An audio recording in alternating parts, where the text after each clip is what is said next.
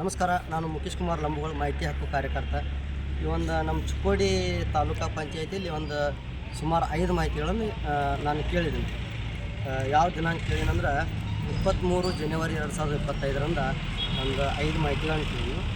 ಆ 5 ಮಾಹಿತಿ ಕೇಳಬೇಕಾದ್ರೆ ಇವರು ಏನು ಮಾಡ್ತಾರಂದ್ರೆ ರೀ, ತಮ್ಮ ಡೈರಿ ಒಳಗದ ಎಲ್ಲ ಕರೆಕ್ಟ್ ಬರೆದಿರ್ತಾರೆ.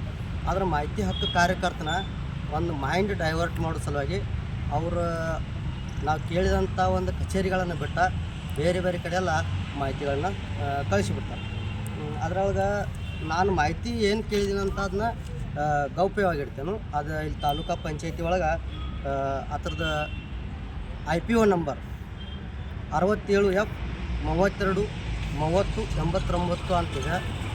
ಅದನ್ನು ನೀವು ಯಾವಾಗಾದ್ರೂ ಬಂದು ಇಲ್ಲಿ ಚೆಕ್ ಮಾಡ್ಬೋದು. ಅವ್ರ ಡೈರಿ ಒಳಗೂ ಇದೇ ಒಂದು IPO ಸಂಖ್ಯೆ ಒಳಗೆ ಬರ್ತಾರೆ, 67F323089 ಅಂತ.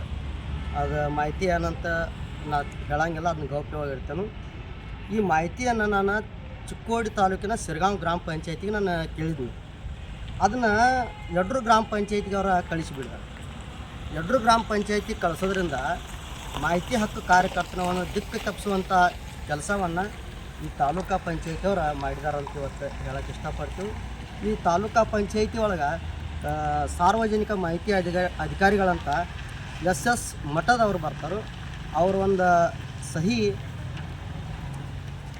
ಈಗ ನಾನು ಇಲ್ಲಿ ತೋರ್ಸೋಕ್ಕೆ ಇಷ್ಟಪಡ್ತೀನಿ. ಅವ್ರ ಒಂದು ಸಹಿ ಸಾರ್ವಜನಿಕ ಮಾಹಿತಿ ಅಧಿಕಾರಿಗಳು ತಾಲೂಕಾ ಪಂಚಾಯತ್ ಚಿಕ್ಕೋಡಿ ಈ ಒಂದು 746ನೇ ಒಂದು ಇದರೊಳಗೆ ಅದನ್ನ ದಾಖಲೆ ಮಾಡಿದವರು. ಯಾರಿಗಾದರೂ ಅದ್ರ ಅವಶ್ಯಕತೆ ಇದ್ದರೆ ನೀವು ಬಂದು ನೋಡ್ಬೋದು. ಮಾಹಿತಿಯನ್ನು ನಾವು ಎಲ್ಲಿಯೂ ಸ್ಪ್ರೆಡ್ ಮಾಡೋಂಗಿಲ್ಲ, ಅಲ್ಲಿ ದಾಖಲೆ ಇರ್ತದೆ.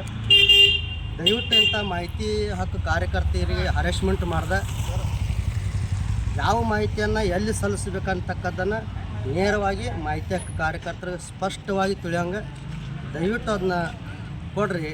ಮತ್ತು ಇಂಥ ಒಂದು ಮಾಹಿತಿ ಹಕ್ಕು ಅಧಿಕಾರಿಗಳ ಮೇಲೆ ಮೇಲಾಧಿಕಾರಿಗಳ ಸೂಕ್ತವಾದ ಕ್ರಮಕ್ಕೆ ಮುಂದಾಗ್ರಿ ಅಂತ ಹೇಳೋಕ್ಕೆ ಇಷ್ಟ.